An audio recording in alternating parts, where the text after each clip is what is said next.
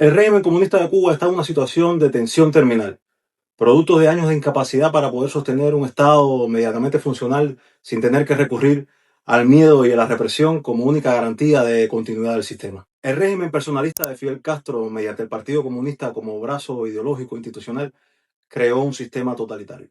La expresión sistema totalitario aparece por primera vez en una serie de artículos que escribió el periodista italiano Giovanni Amendola contra el líder fascista Benito Mussolini en 1923. Giovanni Amendola define este tipo de sistema totalitario como el dominio total sobre la vida política y administrativa de una nación. Y para esto utiliza como medio un partido político que capitaliza el control total de las instituciones, sometiéndolas a una ideología única. Y esta forma de poder, que rompe con formas de poder anterior definidas en Occidente desde tiempos de Platón y Aristóteles, va más allá, pues implica el control absoluto. En su libro Psicología de las Masas, libro que utilizó el propio Benito Mussolini y el escritor Giovanni Gentile para darle cuerpo y sentido a la doctrina fascista, el sociólogo francés Gustave Le Bon plantea que las masas no soportan la verdad. Sostener la verdad implica responsabilidad personal y colectiva. Por eso las masas prefieren la mentira y la promesa, pues así pueden esperar sin tomar acción. Así se prepara el terreno para que los demagogos y populistas se abran camino al poder. Y por eso la política moderna se articula, casi siempre, desde la promesa, la mentira y la emoción.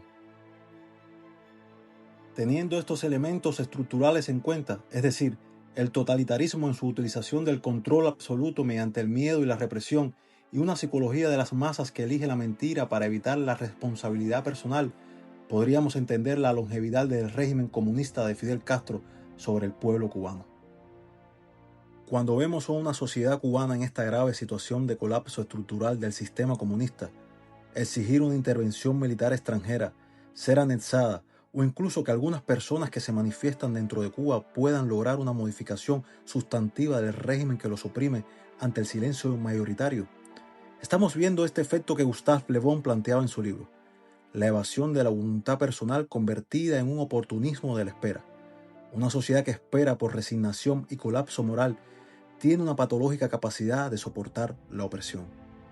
El terror como método, la mentira como recurso social aceptada mediante la simulación y la miseria como método de anular la capacidad de emprendimiento individual para incidir en la sociedad, pues deja al hombre en el espacio de la emoción irracional. Y una sociedad emocional es fácilmente controlable desde el discurso de la victimización. Siempre el responsable será el otro. Una sociedad como la cubana, sometida a un régimen totalitario, es empujada poco a poco a desplazar el sentimiento de opresión por una aceptación de la desgracia como realidad aparentemente inevitable. Y esa sociedad en cuestión, sin darse cuenta, ha sido sometida a un experimento de aceptación condicionada que podríamos ilustrar con la ventana de Overton.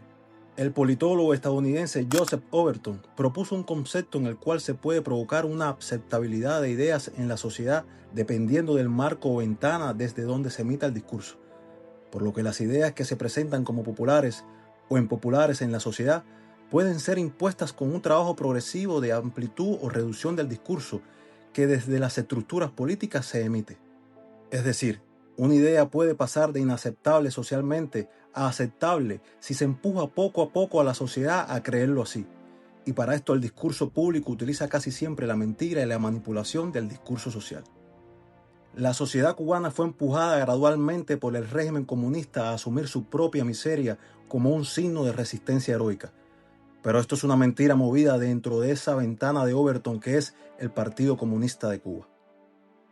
Trump intenta resolver la situación cubana de manera efectiva y sin tener que movilizar recursos, perfectamente entendible en su dimensión empresarial del hecho político, y en función también de una victoria simbólica más que estructural, imagen internacional de Estados Unidos más que libertad de Cuba. Y en el medio de este cambio histórico, una sociedad cubana que no es sujeto, sino objeto de una política totalitaria que la ha desintegrado ontológicamente y la ha incapacitado para la iniciativa colectiva y mucho menos individual, pues las culpas entre cubanos se delegan. Por eso el conflicto no acaba de ser solucionado, porque una sociedad sometida a un control total solo entiende de promesas, no de iniciativas.